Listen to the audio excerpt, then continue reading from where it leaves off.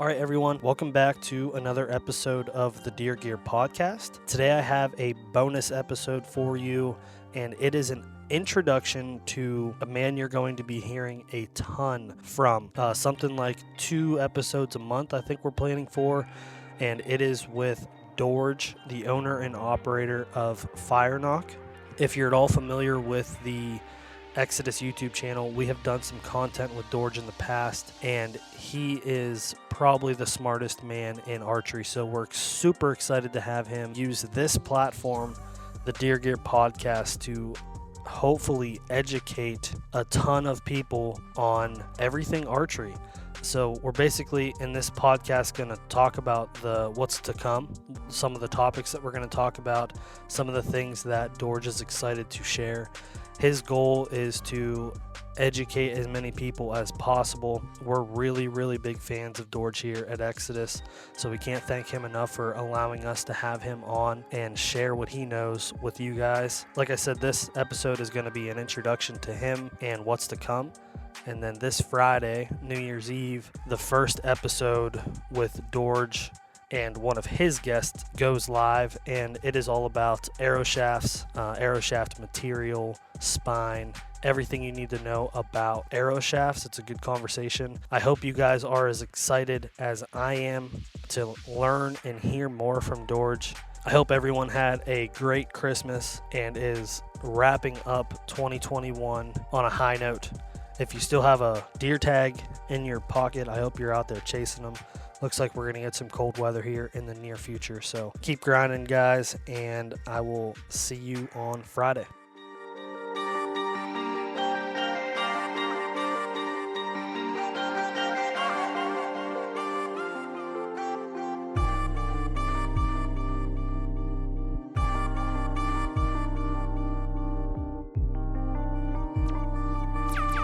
All right, everyone, I'm back. I'm live. I am sitting with Dorge of Firenock.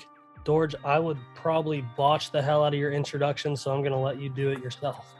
Well, I'm a retired DoD project manager and sort of like a guy who just get bored with life. And after my retirement, I go into archery back in 2006. Well, lo and behold, one thing led to another. Of 15 years later and 43 utility patent issued, I learned a lot more about archery than I even cared to know. But then I think that's what everybody is, because a lot of people talk about archery and they talk about how simple, how everything is. To be frank with you, without being a very highly degreed academic wise in physics, material science, and engineering, I have no idea how inadequate archery is. I mean, sorry to use that word, but that's what I feel, because next thing you know, like every time I look into a subject, and most people who know me knows this, that I will not make a product unless it's 50% better than the next one, or else I won't even bother making it. Sure. But then that's a pretty bold claim with close to 970 products now on my catalog. I mean, I would like to share with people a lot of what science-based knowledge, and hopefully I will bring in some, as time goes on, I will bring in subject matter expert, like I will try to bring in Professor Selig, which is aerodynamic expert. I would get Professor Smith on the material science expert, or get Professor Conwell out of the like vibrational dampening expert, who is in charge of DoD on your helicopter blade resonance control, your mechanical resonance control. Bring that kind of expert into the area, and hopefully we'll give people a different form. But at the same time, I would love to, as we progress this, I will go into like bringing a few of my certified and trained dealers and some of my top customers and let them talk about their experience of what they see. And hopefully in the process, I can back that with scientific background. At the same time, what is the real world implication of what those events? Because a lot of people say, well, I mean, like me just simply say, what arrow diameter is the best? Answer is that it's the same question as what vehicle is the best. That depends on what you want to do. Sure. I mean, I can tell you a bicycle is much better, but you would tell me 18-wheeler. You're both right. Yeah. But the fact is that, what do you really want to do with it? They say arrow is an arrow. Well, that statement is pretty much the same as saying motor oil is motor oil. I remember the old commercial. Yeah, that's going to be something as we progress this. Like you said, we're going to be hearing a lot from you and hearing about the actual technicalities of why you should be doing what you're doing. And like we were talking a little bit off air, one of the biggest misconceptions in archery right now that's kind of finally getting a light shed on it is that high FOC with modern bows is really not the best thing out there. No, And actually, it's detrimental. And not to mention, high FOC and thin diameter, they are the worst thing that can happen to all compound bow that's over 80% off. That's not an if, that's a given. Because see, when the two-time Olympic gold medalist Rod White did the test for me back in 2015, it proved that an 80% off with the IBO speed arrow at 60 yards can lose up to 38% energy compared to a 55% off bow with the same FOC. You only lose 18. So the let off is a big deal. Then the front of center will actually diminishing the ability of the kinetic energy of a shaft. So in other words, you can the same identical weight shaft can have very different impact kinetic energy delivered. And those things we will talk about, because what you were dealing with is that we may be dealing with high energy physics in the case of resonance control, parasitic loss of the internal shaft itself on energy.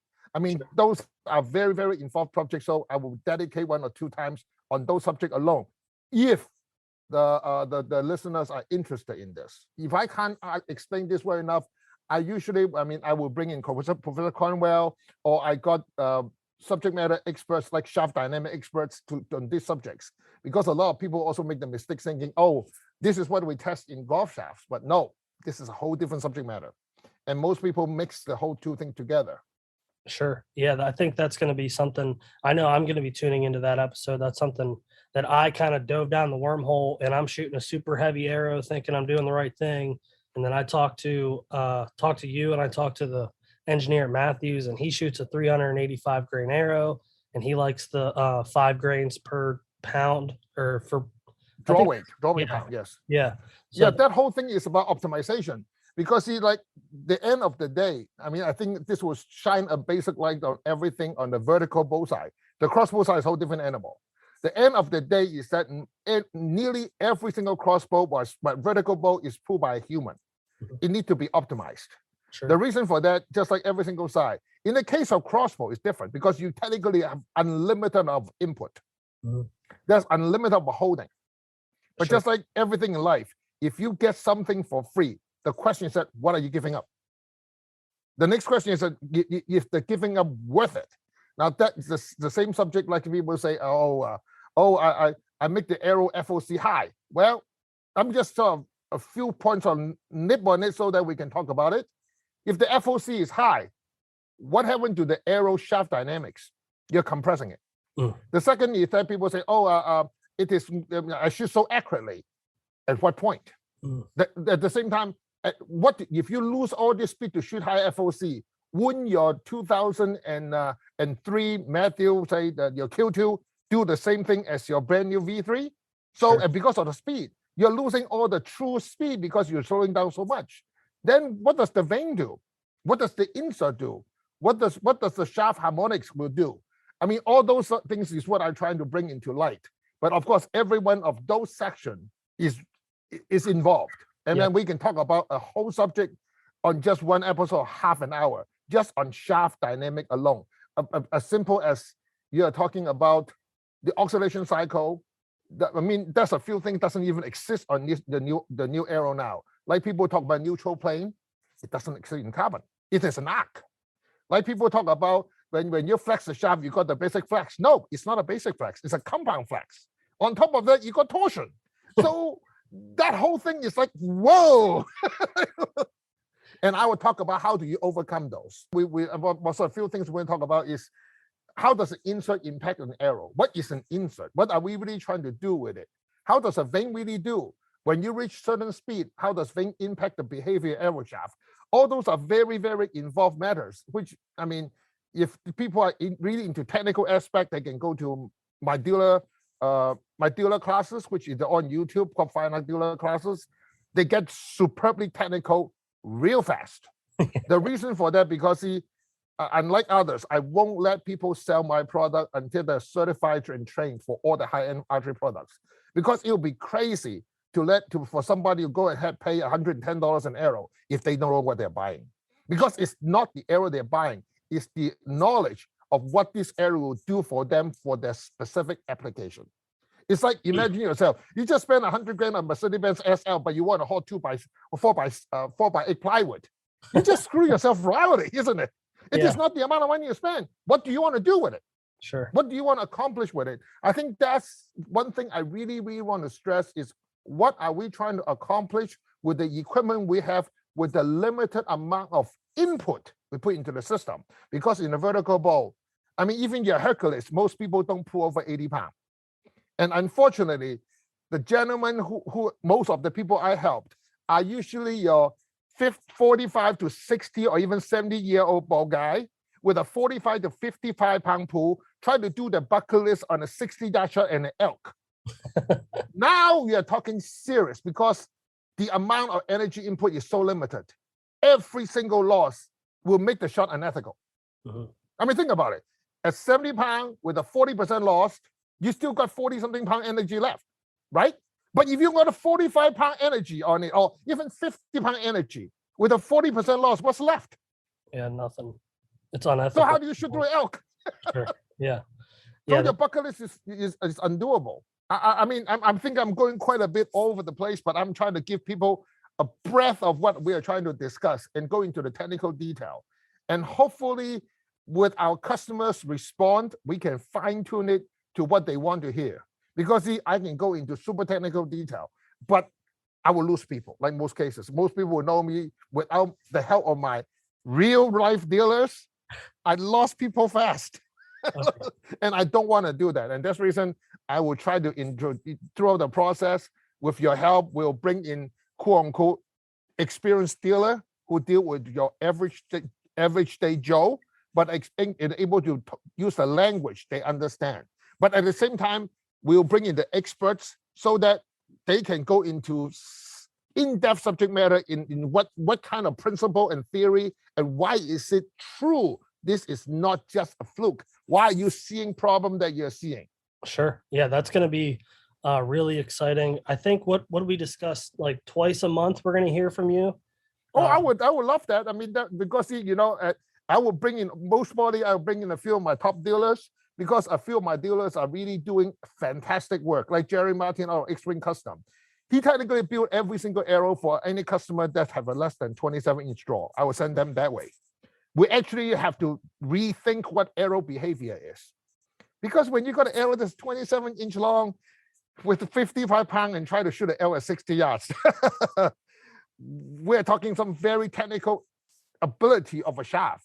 And we don't, like every day, I've got customer that's really sort of like floor me, is that I need to shoot that 80 pound with a 600 grain arrow at a deer that's 40 yards.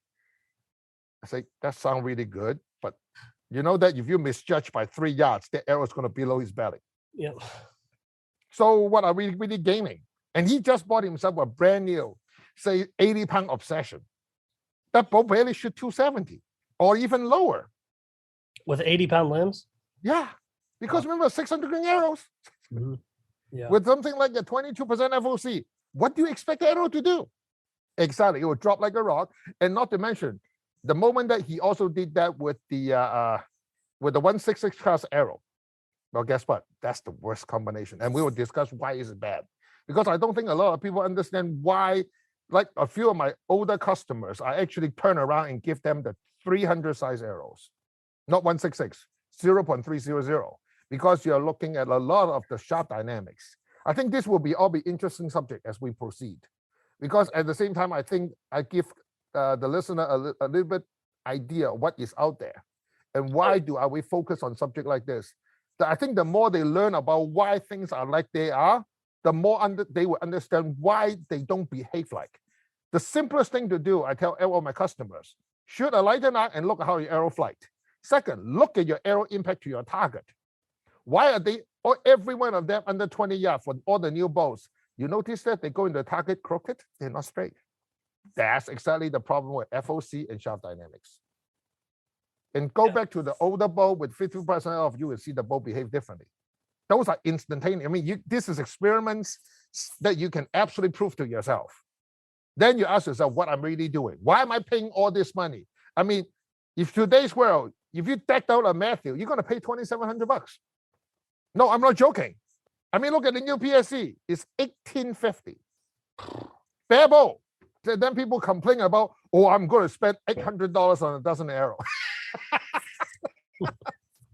Yeah, so that pretty much is what I'm thinking. What do you think? Yeah, I think that's going to be good.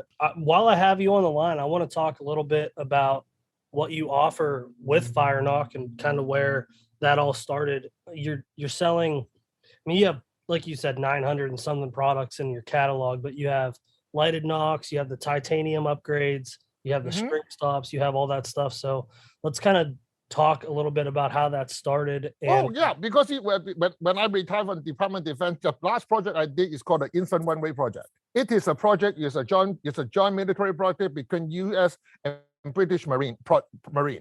Back then, night vision is not part of the deal because it was before that. So in order for the Marines to land, we need to make a runway.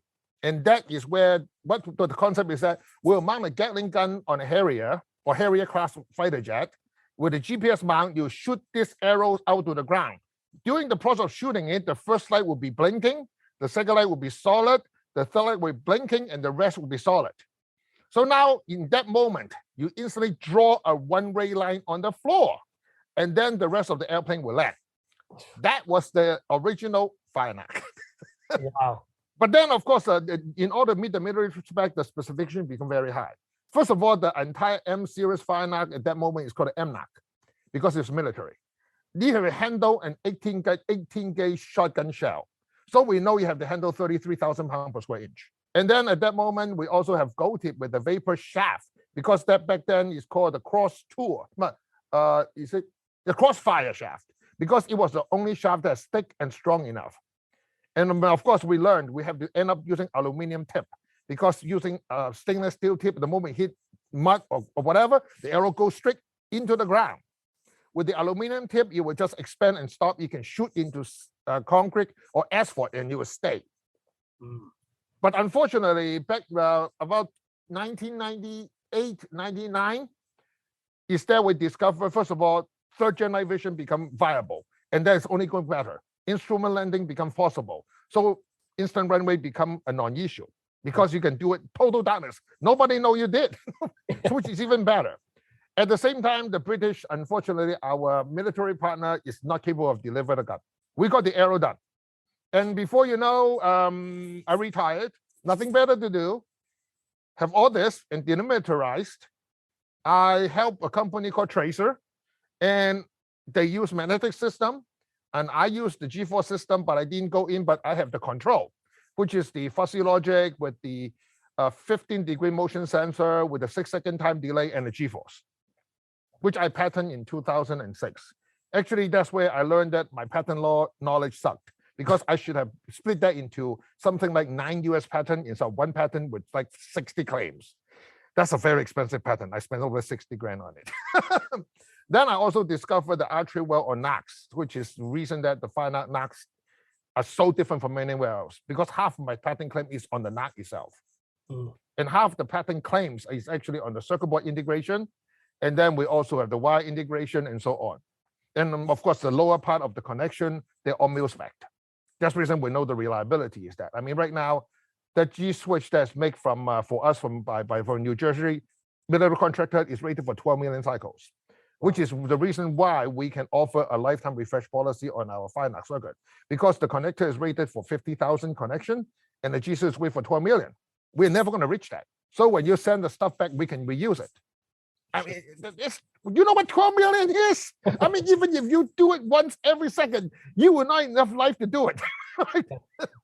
And of course, next thing you know, after Firenock, we have the arrow vein. It was because my adventure in Volo Box State Park, when that barn out just fly like 3 inches in front of me and landed on a post. Like, bam, it's that quiet. But the day before, what happened is that I tried to shoot at a buck, which is on the bottom of Volo Box uphill. Well, guess what? My arrow never made it.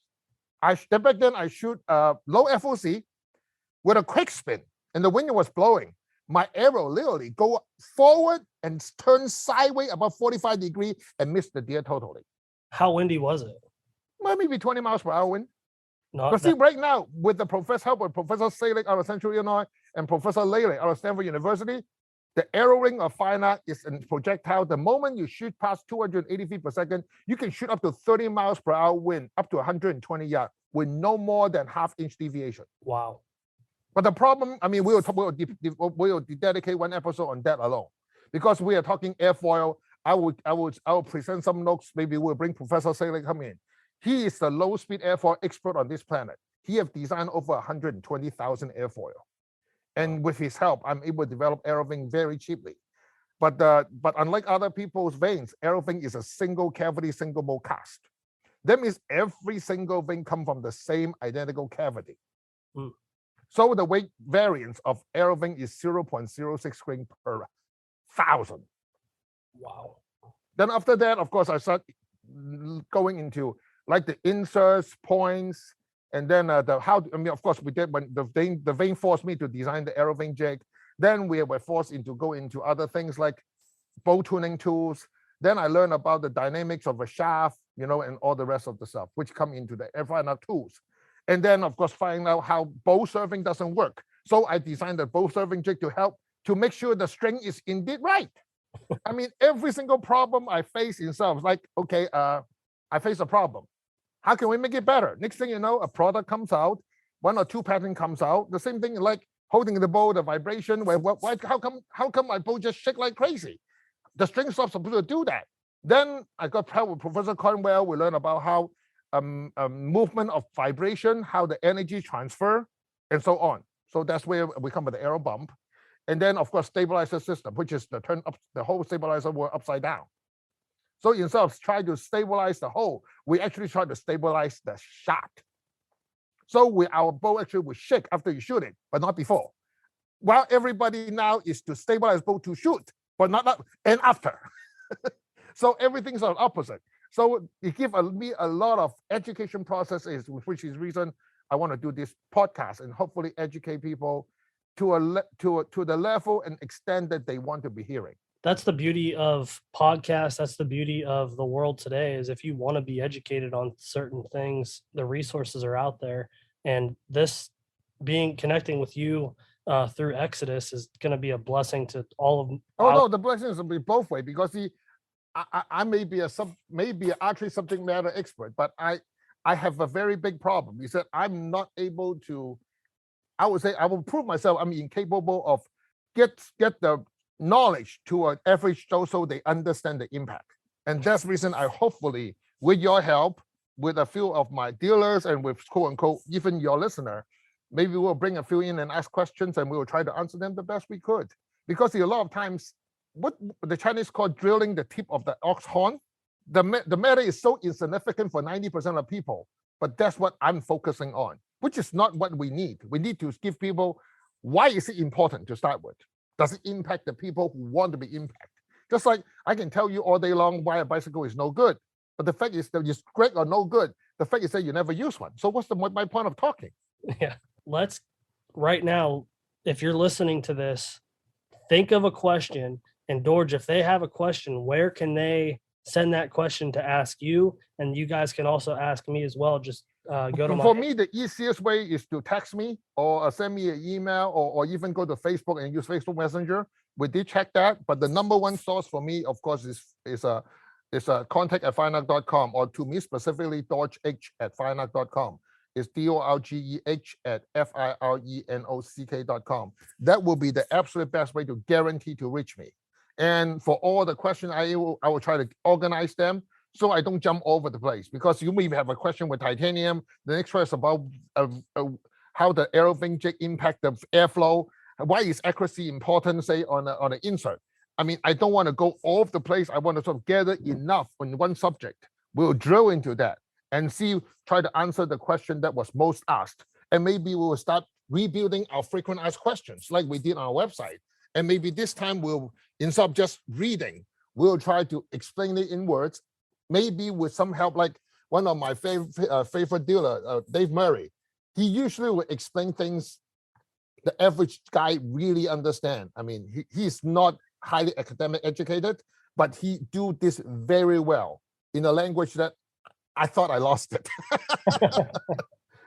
Because a lot of times, for me, some of the words I use in describing may mean zero to anybody. Sure. Yeah. So I think that's a good place to kind of leave off. Is there anything else that you want to say for this? No, I think what happened is that we want to have an open discussion on subjects, but I think the most important for anybody who will listen is that don't believe anything you said until you try it. At the same time, archery is not life and death. It's a sort of fun. If you learn it wrong or learn it the way you want it, it's not really a bad deal. So what's the worst can happen? But at the same time, would you like to improve on what you love to do? If not the case, this is not for you. You do whatever you want to do. I mean, it is a hobby. I mean, it's a passionate hobby. Let's put it this way. I mean, I'm doing it because I'm retired now. I got my money. I'm enjoying myself. You can see, I don't even bother to advertise. But at the same time, I really, really want to educate and share the information I have with the world, because that's what happened to me. You're talking a guy who started hunting in 1989 and waited 6 years to shoot his first deer because everything on my bow was wrong. So I learned every single mistake is out there. And after that deer, I waited 3 more years of hunting to get my second deer. And I will not be ashamed to say, back in the late 1990s, every 5 deer I shot, I was lucky to recover 2. Wow. So the technology and ability is significantly changed. If you are as old as I am in the late 50s and early 60s, you know exactly what I mean. Yeah. You guys are living in good time, but at the same time, it's just because somebody give you access the key to a Ferrari, but do not mean that you know how to drive and fix it. And I'm here to assist. Sure. Yeah. If you want to not drive it, also fix it. Yeah, that's going to be great. You also have a YouTube channel as well. So if anyone wants... Yeah, Firenock TV. I mean, everything new on something that's worth talking, we put it in together. So a lot of people like it because most of the Firenock customers really go into that. And of course, the reason we come to this, because when Jake was I was helping Jake to update his bow, I think a lot of customers really, really like to learn more. Yeah, we had a ton of comments on that video that Jake did with you. Like everyone's like, we need to hear more from him. So that's what we're planning on doing here. That's what because that benefit us both. Because I'm trying to educate people why things are like that. Why do I do this? Next question, do you need it? Because the titanium kit is great. But if you are one of the Midwest guy who just simply drive your ATV to a tree, hang your bow up and shoot 1 arrow, and then put it back and put it on the rack and go home, that titanium kit is not doing much for you. Yeah. But if you are a Western hunter or you're a guy who really enjoys shooting all the time, that titanium kit is going to make a difference. Not a small difference, a big difference. Sure. Because just like I'll just give you a hint. Back in 2014, when I have Jim Miller put the first titanium on the chill, before and after the titanium kit change, the bow shoot exactly the same speed, which is 315 feet per second. But the impact point is 2-inch difference at 40 yards. Whoa. Did you hear what I'm saying? Yeah. The arrow speed is the same. The arrow is the same, but at 40 yards, it hit 2-inch higher. Now ask yourself this question: how does it happen? This is a full discussion on titanium, internal resonance control, arrow shaft, microflex, all this stuff coming into play now. Yeah, that's gonna be some interesting stuff to learn about. I can't wait. But Dorge, I won't hold you up any longer tonight. I encourage everyone to ask questions. I'll have his email down in the description of this podcast. All the contact information, the YouTube channel, everything that you're going to need to get a hold of Dorge will be in the description of the podcast. And I look forward to hearing from you again. Well, once again, I need to thank Jake and also thank you, Cameron, for allow me to be on your channel. Absolutely. Well, hopefully we'll do as much education as we could. At the same time, you will learn something. It's not for you. You have nothing to lose, but a few times consider entertainment. But you learn something good about it, well, it's a lifetime.